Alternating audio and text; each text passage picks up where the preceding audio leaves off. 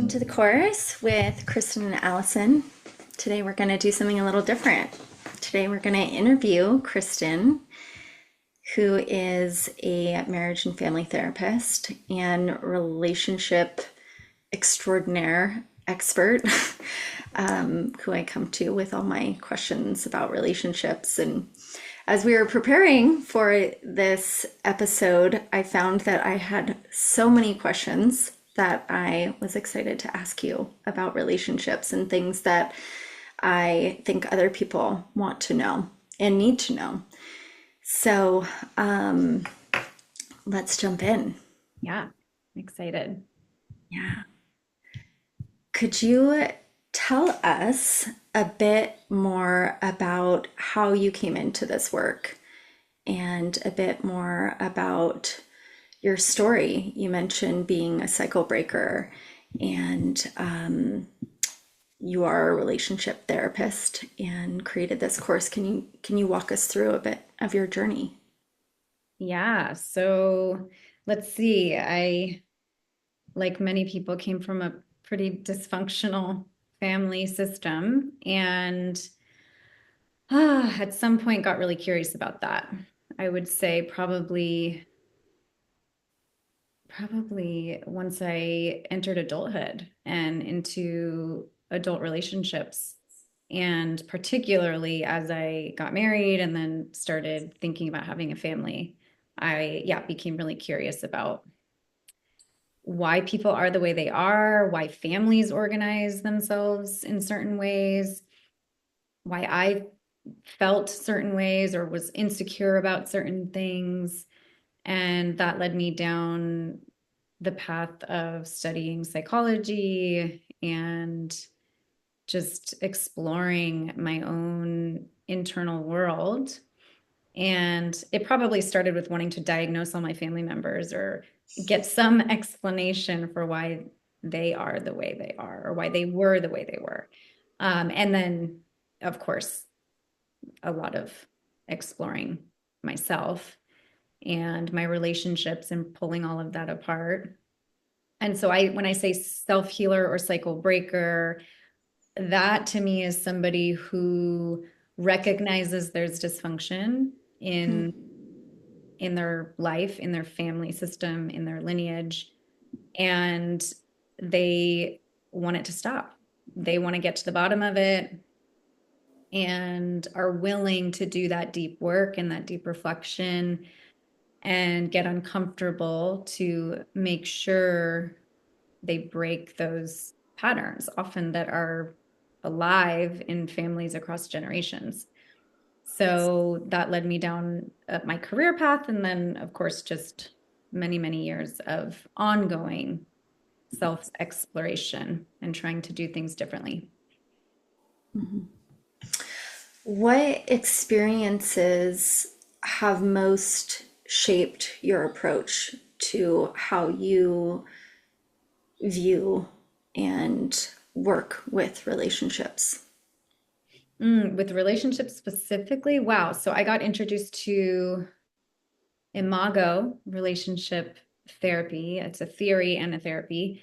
And that just immediately kind of cracked my world open and opened me up to this concept or this understanding that we are unconscious all the time. So much of our life we're operating unconsciously, and how that shows up in our relationships. This idea that our childhood and the templates that are created through childhood impact how we experience the world around us and most notably our relationships and how our relationships are designed to trigger us. So being introduced to Imago, and it happened right at the right time, I would say, when I was experiencing my own power struggle in my marriage, as most of us experience. And it just opened my eyes to the possibility that my partner was not the enemy and was not, you know, wounding me or re-wounding me intentionally, and that actually there's maybe this greater purpose for relationship and why we get so triggered in relationship and why we match up with someone who is really good at triggering us and re-wounding us, really. Mm-hmm. Mm-hmm. When I did your course, that was something that stuck out to me so much. It was when you said conflict can be a sign of compatibility. And it was just like, it hit me. And I was like, oh my gosh, I'd never heard anybody say anything like that before. And I'm wondering if you could speak to that. Yeah, so that's an imago concept that conflict is growth trying to happen. And so we call that compatibility because the idea is that we pair up with somebody who is going to match our childhood template of love. And whatever those unmet needs were in childhood, we are going to find someone and choose someone who will recreate those unmet needs for the purpose of our healing and growth. And so it's the incompatibility is really reframed as compatibility because it's necessary for our healing to happen. Mm-hmm. So there's a reason, there's a function with the conflict. And if we chose someone who maybe appeared completely compatible and didn't bring up this intense conflict, then there would be a missed opportunity there. Mm-hmm. So, do you, in your experience, in your research, do all couples have to go through this healing process? Because maybe it's not true, but I think I see couples that just have like a smooth sailing experience, and that can definitely be more rare, but kind of like they just, it's quite easygoing. And so I think I've had this understanding of this process of healing, and yeah, conflict can mean things that need attention and deeper working through to achieve a new state of relationship. But I think there's something within me of like, what about the couples that just seem to be smooth sailing? Like, what do you think about that? I think for real, true, deep intimacy and connection, there has to be an element of tension and conflict for the greater good, for the healing and the growth to happen. I I think there are plenty of couples who move through life with seemingly ease and a lack of conflict and a lack of tension, and it just feels easy. And my question when I see that is, are they truly connected on a deep level, or is there adaptation to just go with the flow, deny my needs, don't self-reflect, and just kind of coast through life? Hmm. Does that make sense? It does make sense. And I think the question that comes up for me in that is like, what is on the other side of like that conflict that people move through, and what is missing? What would then people be missing if they didn't go through that? So, on the other side of the conflict is the opportunity to reclaim lost parts of yourself and finally get your needs met in relationship. Mm-hmm. So we are wounded in relationship and we can be healed in relationship, is something either Harville Hendrix or Helen LaKelly Hunt once said. And so the relationship has the potential to be the healing agent Mm-hmm. for both people.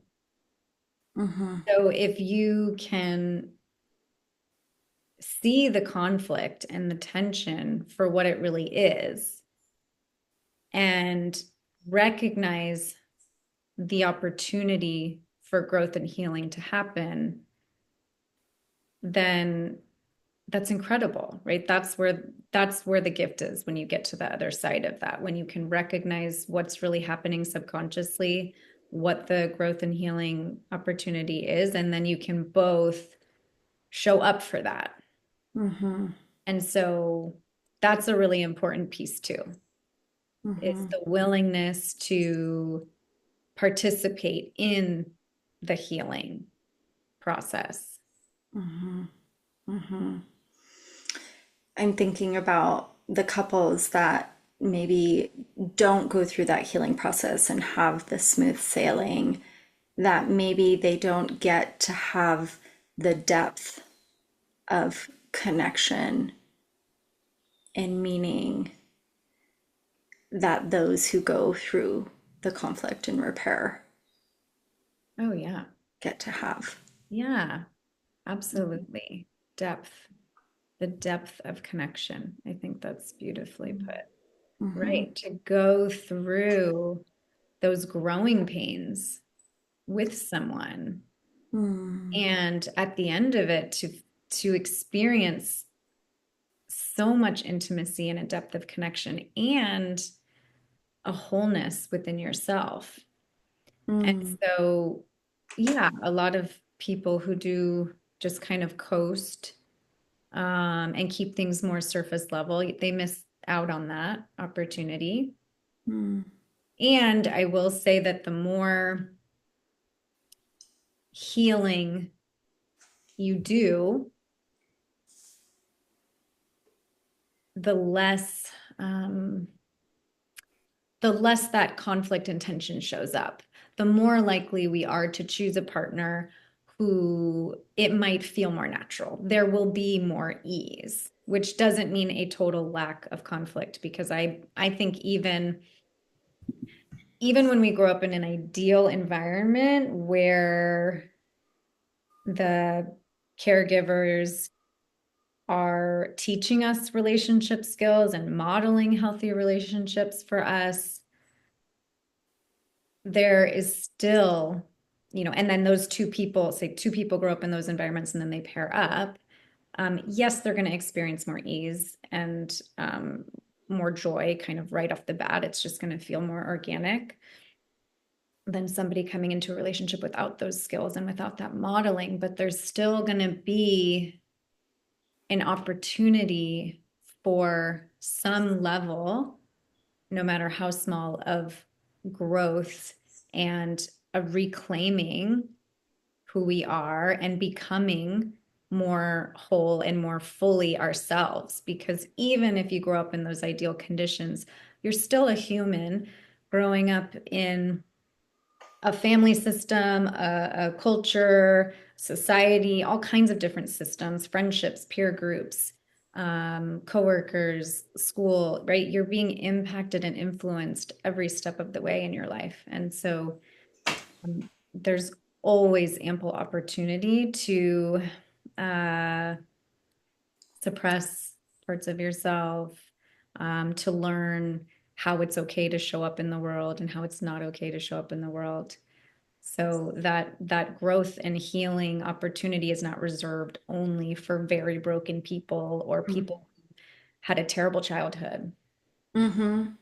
Right. And sometimes people who didn't have an obvious terrible childhood, it can be maybe less obvious or harder to see areas or admit that there are areas needed for Absolutely. growth. Yeah, I would 100% agree with that. You talk about how healing isn't about more information, it's about clarity. And why do you think so many people feel stuck besides doing the work? There is so much information out there, and I experienced this in my own on my own healing journey. there's so many incredible resources. There's so many amazing teachers and programs and approaches to healing and self-improvement. And so many theories and concepts that a lot of people can get bogged down by the amount of information out there and the number of ways you can approach growth and Mhm. healing. Mhm. And so I don't think people need more information. I think there's so much information out there that we can access anytime we want. Mhm. But what most people lack with all of the information is clarity about what is actually happening for them Mm. in their relationships on their life journey, how to apply these ideas, these beautiful, wonderful concepts, how to apply them to their Mm. lives and make sense of it all so that they can actually take steps forward so that they can know that they're progressing, that they're moving in the right direction. Mhm. Right. It's like maybe you don't need to read the next book or do the next like self-help thing. You need to know how to utilize the tools and apply them for change. It's, yeah, you're right. Like there's so much information that can actually keep us maybe even in a loop of more and more information versus action. Yeah, right. It can stop us, some of us, it can stop us from even starting. There's just too much out there. I can't even make sense of any of it. And so I'm just going to stay where I am. Mm. And then at other times, yeah, it's just you're stuck in this cycle of seeking more information and um, consuming without actually integrating and Mm. applying the information. Mm-hmm. Mm-hmm. Yeah, that makes sense. What are some common patterns that you see in the couples that you work with that keep them disconnected or stuck in their dynamics? Oof. So that's a good one. So often I see people in a couple, in a relationship, who really struggle to accept that they are with an other person, Mm. meaning a person who sees the world differently than them, who has different ways of handling stress and conflict, um, who approaches situations differently, somebody who has their own template of love and what that's supposed to look and feel like. All of these elements of being a person, a human in Mm-hmm. relationship. And so the conflict or the stuckness can often be fighting against this fact that you're with somebody who's different from you and working really hard to try to get your partner to be more like you. Hmm. And gosh, again, I want to say it was Harville or somebody in the Imago world um, talks about how many people come into relationship with this belief that you and I are one, and I Mm-hmm. am the one. And I Yeah. am the one, Yes. like the one who knows or the I one am who the one does it who right. knows. Right. Oh, wow. Yes. Yeah. And if only you would be more like me, then we Mm. wouldn't have these problems. And I think a lot of us think that way, especially when we experienced a lack of attunement in Mm. childhood. And we experienced parents who maybe did a lot of communicating in general you language, this is how we do it. We should, you should. this is how it works in the world, rather than I would like, and this is what I need, and all of that. So, when you grow up in that kind of environment, or the space where you don't feel attuned to, it feels like your needs aren't met or don't matter, or the people around you don't get you or don't Mm, like parts of you, then mhm, it's even harder to uh, leave room and space for people to be different from you, because you end up in a place of self-absorption, is what we call it, where it's you're so connected to your own pain and your own need to be right in order to feel seen and validated, that you lose that, or you never learn that capacity to be with someone who is different from you and accept that you're with someone who's different from you. So that was a lot of words around that, but I would say that's a big one. So mhm, not being able to acknowledge or accept that you're with someone who's different from you. mhm, And then trying, another issue couples have, or where they get stuck, is getting into this power struggle where they're trying to get the other person to hear them and meet their needs. And they're both doing that at the same time. mm, And there's no room for the other person's needs. It's all about, I need to get my point across. I need to be heard. I need to feel seen. I need to get my needs met. mhm, And until I get my needs met, I'm not willing to step into the other person's world, or I'm not willing to open myself up to their needs. mhm, And invalidation breeds invalidation. And so that's just a cycle we get stuck in. mhm. I would imagine that's quite complicated when both people are stuck in that place, when both people are feeling so maybe deprived of their needs and neither one of them is wanting to give. What do you do with couples in that situation? It's so hard, so Yes. hard, right? When you feel so deprived in some way, or like you feel your needs have been so neglected in the relationship, and you're both feeling that way, right? And so there's this standoff. Mhm, Um, and it requires so much consciousness and intentional energy mm, to really understand what's happening underneath. So I guess if I were to put this pretty simply, when couples are in that stuck place, one, I have them mirror each other, meaning we're not doing this back and forth responding to each other. mhm, This is part of the Imago dialogue. One person is sharing, and the other person is just listening and mirroring back, reflecting back what they're hearing.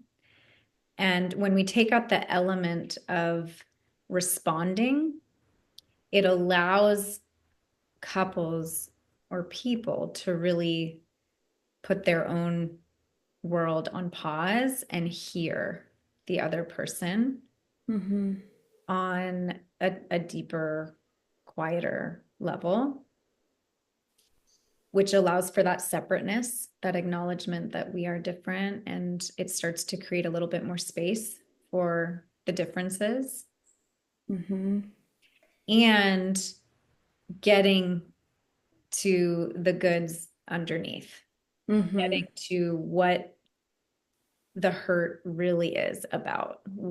How does this connect to childhood? What are the unmet needs? What's the story that is attached to this pain point? mhm, mhm. So it takes a little bit of kind of pressure off of the relationship a bit because they're able to kind of view it in the context of themselves Mhm. a bit, maybe. like both ways. It takes pressure off of like seeing it as the other person's fault or feeling like it's all of the person's responsibility to give something if they don't want to, if they don't feel like they're able to at that Absolutely. moment. Mm-hmm. Yeah, Hmm. bringing this curiosity to the self and Hmm. what's really happening, and building empathy for the other at the same time. Hmm. You've worked with couples and you've helped couples through some of the most challenging situations, infidelity and betrayal. And you have helped couples come to the other side of that. Like couples have come to see you who just wanted support splitting up and then ended up deciding that they actually wanted to work together and be together. And I have been so impressed with your approach. And I am so curious about how you help couples navigate issues that seem beyond repair. Maybe it kind of goes with our last question. Um, yeah, how do you help couples navigate such a rupture in their relationship or marriage? I think it comes to this idea that we are constantly energetically impacting each other. And so anything that happens in the relationship, we are both playing some part in. Mm-hmm. We rarely, I say rarely, I can't really think of an example where this wouldn't be true, can put all the blame on one person in a relationship. Mm-hmm. Even when something terrible happens, like a betrayal, where one person is absolutely responsible for making that decision and for their actions,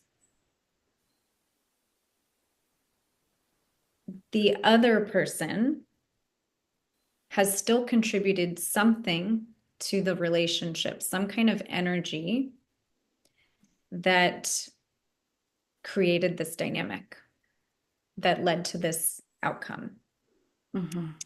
or was unconsciously colluding in some way. We say kind of like, Mm-hmm. yeah, unconsciously enabling or helping to create this perfect situation where this terrible thing happened. Mm-hmm. Mm-hmm. I think that can be a tough one to swallow for people, but inevitably what's needed if there is going to be any kind of repair for not just the couple, but for both individuals. It is a really tough one. Yeah. Mm-hmm. Yeah. This idea that we are both people in the relationship are 100% responsible all the time. Mm-hmm. Mm-hmm. I wasn't planning to ask this, but it brings up the question of maybe like deeper issues such as like abuse. And I'm so on board with you of like, both people 100% responsible and like that conflict can be compatibility. But I wonder like how you can distinguish a healthy relationship, one that has the ability to work with the conflict and grow, and one that is simply unhealthy, and it's not it's not going to be work withable together. Yeah. Yeah, there are definitely cases where we're not going to see growth and healing in this relationship, or the growth and healing for one person might be leaving the relationship. Mm-hmm. And so I think it's tricky because you can't detect it right away in most cases. It actually takes time because even the most self-protected people Mm-hmm. who initially come in incredibly guarded and defensive and unwilling to look at themselves or take any kind of responsibility for what's happening in the relationship, even those people at times, with time, can soften and open in new ways. And through experiencing the vulnerability of connection, which can happen in the safety of the therapy room where, both people are being supported and staying regulated and really listening to hear and mirroring and doing all of these things with that safe container, experiencing that can soften people's defenses, and growth and healing, it can happen even when, at the beginning you might guess that it's just not possible. And then there are certainly cases where it doesn't happen. If somebody is way too protected, if the situation is way too toxic or abusive, um, and it just doesn't make sense for somebody to stick it out and try to see if change can happen. Mm-hmm. And I think that's something that the people in the relationship need to come to on their own. I don't think there's some kind of rule around that. Mm-hmm. Mm-hmm. Like there's not one thing that you can identify that's kind of a obvious marker of whether people can grow or if it's just not compatible. Yeah. Mm-hmm. Yeah. I Mm-hmm. think it's really, really case specific, and people need to be able to identify their own limits. Mm-hmm. Mm-hmm. Yeah. So I guess on that note, I've heard this kind of saying that it only takes one person in the relationship to change its course. What are your thoughts about that? Like, it takes one person to really heal and do the work for the relationship to change. I mean, I've heard both things. It takes two people, but then I heard this from somebody that I know and regard who said it takes one person. And I'm curious your thoughts on that. Well, there's a lot to Mm-hmm. that idea that it takes one person, because again, we are energetic beings and we feed off of each other, and the energy that is being put into the relationship has impact.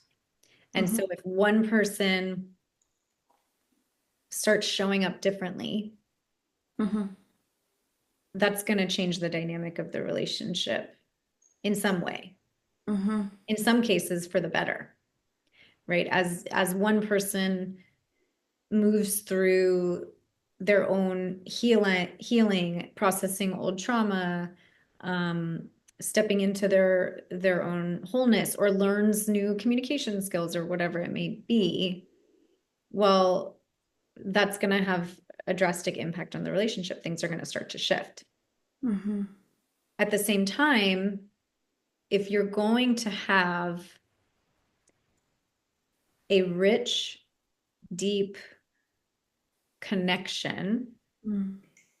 I would say that both people need to have the capacity to self-reflect and take responsibility for their contribution to the relationship. Mm-hmm. So if you have two people in a really toxic situation and one person, maybe they fall somewhere on the spectrum of narcissistic personality disorder, and the other person does a ton of therapy and healing and personal growth work, and they start to interact differently with the other person. The person doing the healing, their frustrations might soften.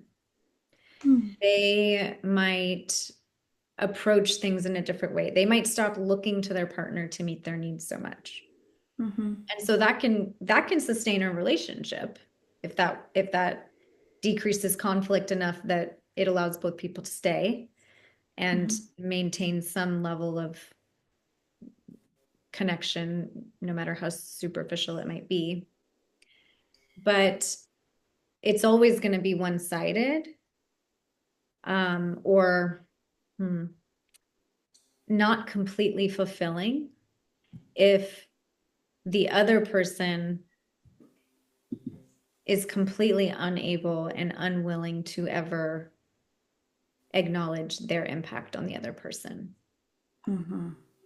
So dynamics might change, but that doesn't necessarily give room for deeper connection. Yeah, absolutely. Maybe And in it doesn't some mean ways. Yeah. right, and it doesn't mean you achieve a healthy relationship.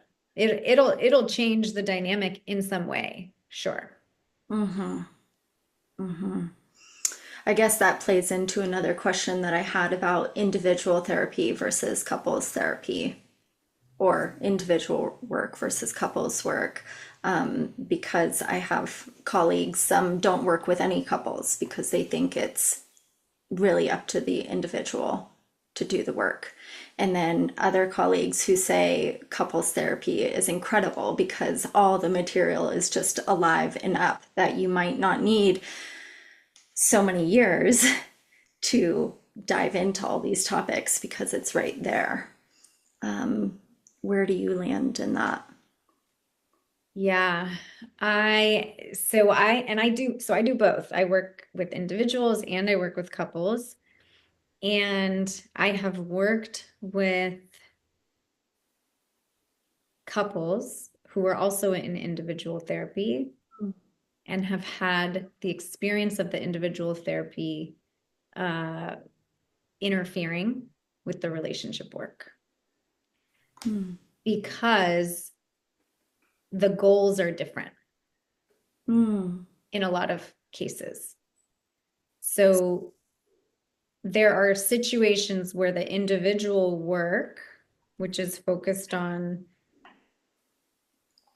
really supporting that individual person's experiences, their thoughts and feelings. I mean, it depends on your therapeutic approach, but for the most part, that person, that's what you're focusing on, and that person's individual growth. Sometimes that's at odds with the relationship. Hmm. So I think there's no rule to this, in my opinion. I think there are a lot of cases where relationship therapy can be so much more effective than individual therapy Mm-hmm. if that individual in particular experienced a lot of relational wounding. Mm. Because again, my belief is that when you experience a lot of wounding in relationship, the way that you heal, the way that you really heal on a deep level is in relationship. Yeah, they both have their place for different reasons, and that makes a lot of sense. And that's also so curious and makes a lot of sense that sometimes they can be in conflict because one is really supporting the individual in their needs and their areas of growth. And sometimes that can be in conflict of this whole other being, which is the relationship needs, Mhm. which can include so many different things. And also in a couples setting, I would imagine there's just so much more ability to recognize blind spots, maybe quicker, Mhm. because the other party might bring up things that could take longer to show up in individual therapy. Right. As the therapist, you're missing such a valuable piece of information, which is how is this person relationally? Mm, Unless you have a very self-aware person who, very, very honest, self-aware person who can can share that and will share that willingly and can observe themselves in relationship. mm-hmm, I think if you are going to do individual therapy, and I'm biased, but ideally you're working with a therapist who is relationally minded because as mm-hmm, humans, we're always in relationship all the time. And before I really understood and was trained in relationships, um, I'm sure there were points in therapy where my individual focus could have possibly harmed the relationships that they were in mm-hmm, because it didn't consider it. And it's such an important relationship is such an important thing to consider when you are working with anyone in in therapy. mm-hmm, mm-hmm. Absolutely. Why do you think divorce rates are so high? I think divorce rates are so high because people want to feel good all Mm-hmm, the time. And we've moved away from resilience and distress tolerance. mm, And we've been sold this idea that love feels good. And when I'm with the right person, it will be easy mm-hmm, and they will meet my needs and they will get me mm-hmm, and we will feel happy together, happily ever after, right? mm-hmm, And we certainly experienced that initially in the beginning of the relationship. And then it fades. I actually did a reel on this, the phases of relationship. And so the romantic phase, which is the very beginning of the relationship, it's when we have all these unconscious elements playing out and we have all these uh, feel good hormones pumping through our body that create this perfect scenario for us to feel um, so incredible in mm-hmm, in the relationship. And we bring our best self and they bring their best self and we're all feeling good and high on these feel good hormones and it's the perfect cocktail for bringing two people together mm-hmm, and bringing them into commitment with each other.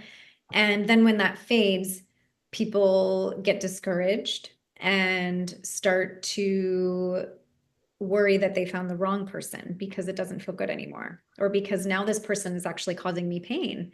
They're triggering me. I'm feeling all kinds of ways that don't feel good. Um, and a lot of people, that's where they get stuck. That's where they jump ship.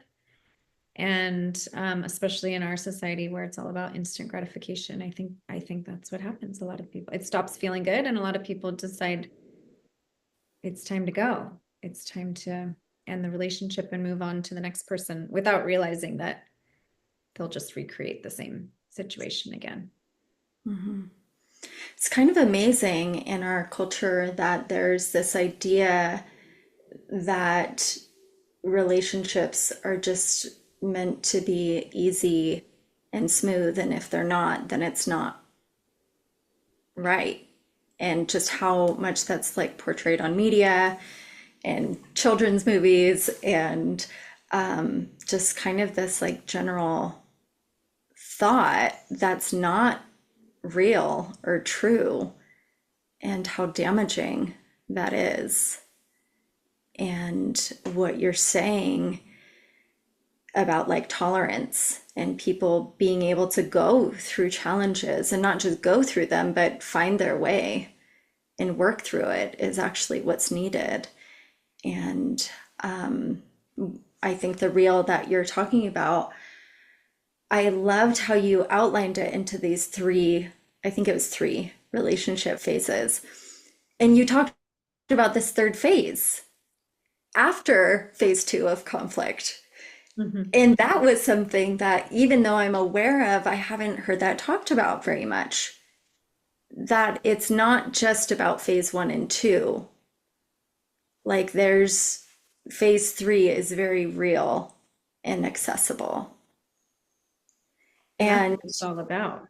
and that's what it's all about. And yeah, as you mentioned, people can get stuck in phase two and either never come out of it.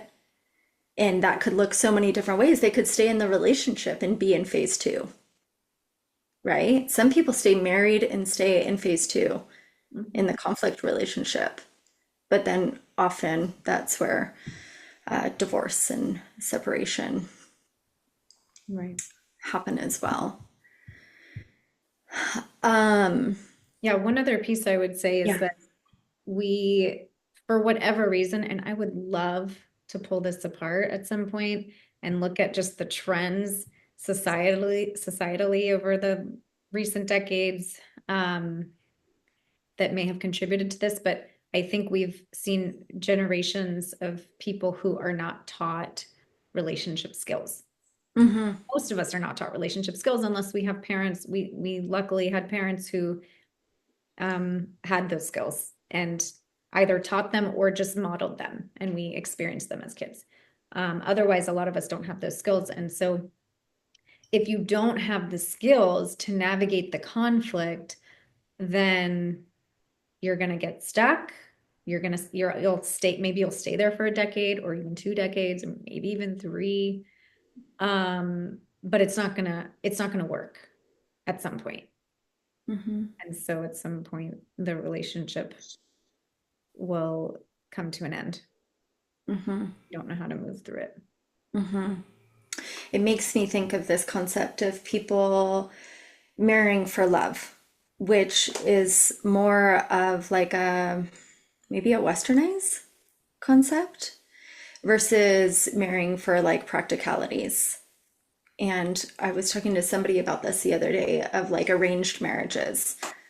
And that can be broken down into different ideas of and perspectives of what happens there. But like sometimes arranged marriages can work because they're very based on like, oh, okay, our family's like this, your family's like this is what you're going to do. And they're kind of like based on practicalities of function versus marrying for love. It's this idea that it's, oh, I'm marrying you because I love you and it's always going to be loving. And that as you've mentioned, is not sustainable. Right. It's like we have to marry for growth. Yes. Well, and it's funny, the the Imago says that we're all in an arranged marriage. It's just arranged by your psyche. So we don't know it's happening, but it's been prearranged that we're going to pair up with somebody who is so perfect for our healing. Mhm. Somebody who's in the, maybe somebody who's single right now, who is looking to get in a relationship, what what things would you advise them to look out for, maybe in themselves or in a partner, to perhaps choose a healthy, compatible relationship? Mm. A green flag would be somebody who can self-reflect.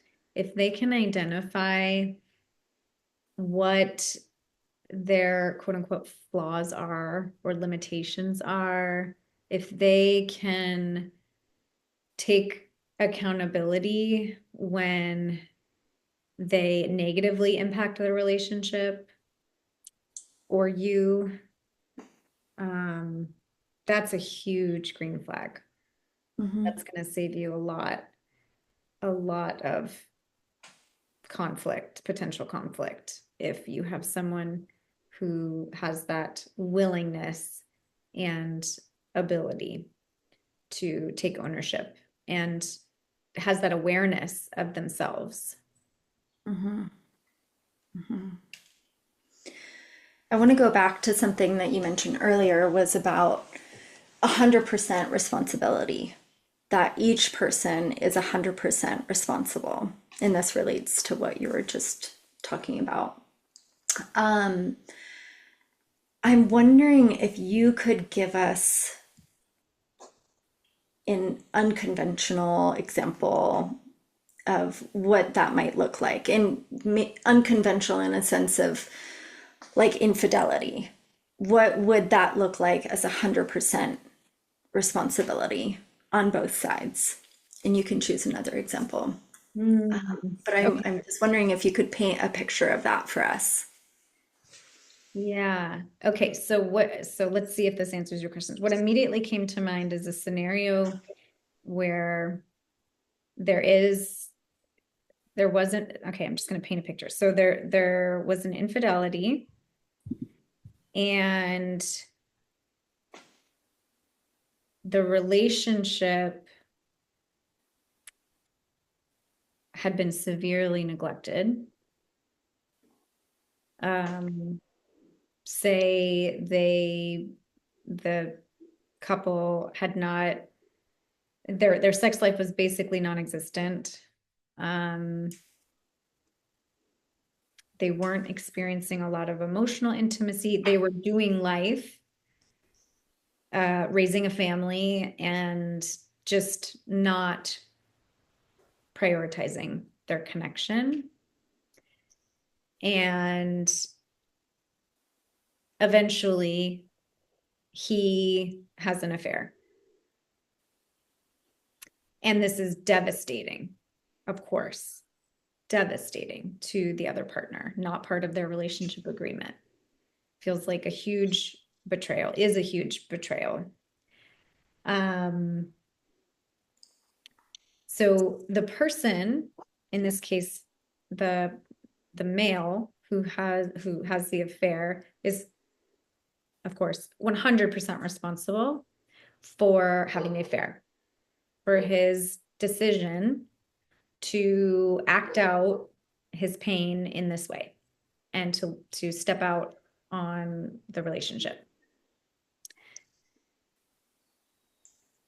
The other partner who has been betrayed is 100% responsible for her half of the relationship that created the neglect, that allowed the disconnection to go on for as long as it did. And this is really hard. Mm-hmm. People who have been betrayed in relationship do not want to hear that they are responsible in any way. Mm-hmm. And that's why this is not a concept any therapist would introduce right away. Mm-hmm. Absolutely. When there's an infidelity, that's a huge, for a lot of people, that's a huge trauma, and you treat it as such. Um, and you go very gently, and there's grief and so many layers to it. Um, but at some point, if the person who has been betrayed, if they cannot get to a place of taking responsibility, not for the other person's choice in having an affair, but for their contribution to the environment that created the vulnerability that led to the affair, Mm-hmm. then in my experience, the relationship doesn't survive. There's really no repair. Mm-hmm. So that responsibility has to be there if the relationship is going to move through this trauma and come out on the other side stronger and rebuilt. Mm-hmm. Does that Mm-hmm. answer your question? It does answer my question. And that leads me to another question because I think that the person who was betrayed, they're so valid in their feeling. And it could feel like they're giving a part of themselves away if they do show up vulnerably or take responsibility or but I want you to speak to what they what's there for them Mm-hmm. when they recognize their 100% responsibility. Yeah. Okay. Something that I often see with this kind of example when there's infidelity and there's the partner who has been betrayed, is very committed to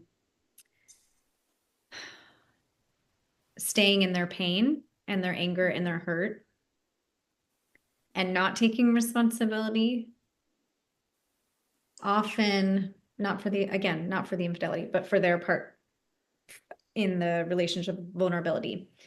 Um, Often the infidelity reinforces and kind of perfectly matches their template of love, which says maybe that I can't trust people or I can't rely on other people. I will be hurt in relationship. Often it's not the first time they've experienced betrayal in relationship because for that person, there is an underlying core wound that perfectly connects to this situation. And so, in that sense, on a completely subconscious level, there's the kind of collusion that they um, unconsciously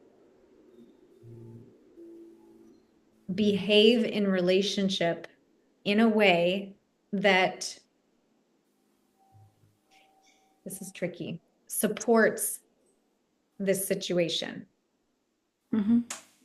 And when they can see that, oh, this is a pattern for me, or when they can get to what is there for them Mm-hmm. to work through, then the pattern can stop in their life. They Mm-hmm. can heal the core wound that attracts these situations where they are betrayed or they are wounded and Mm-hmm. ultimately come out on the other side a fuller, more whole version of themselves, and experience a depth of connection in relationship that maybe they were afraid of all along. Mm-hmm. Mm-hmm. So, in an experience where it feels like and something was so broken and perhaps taken from them, they have an opportunity to dive deep and find something to reclaim in themselves Mhm. Right.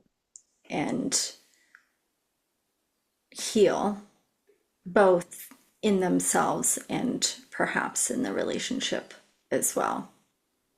Correct. And they may choose not to heal in the relationship, right? They Mm-hmm. may choose, yeah, this was a very clear boundary for me, or, I could never trust this person again. Um, and I don't want to fix this relationship. And just as you were saying, that doesn't mean there isn't work for them to do. And if they miss out on that piece of information about their own growth and healing and their own contribution to the situation, then they're pretty much, they're very likely to continue to repeat the pattern that Mm-hmm. creates the vulnerability that attracts these situations. Right. That may show up in many different forms, whether it's infidelity or any other kind of situation that would make them feel like they can't trust or aren't loved. Yeah, absolutely. Gosh, we've gone so deep, and I have so many more questions that I want to ask you, and I think our listeners would love to know about relationships. So let's wrap this up as part one and dive back in for part two.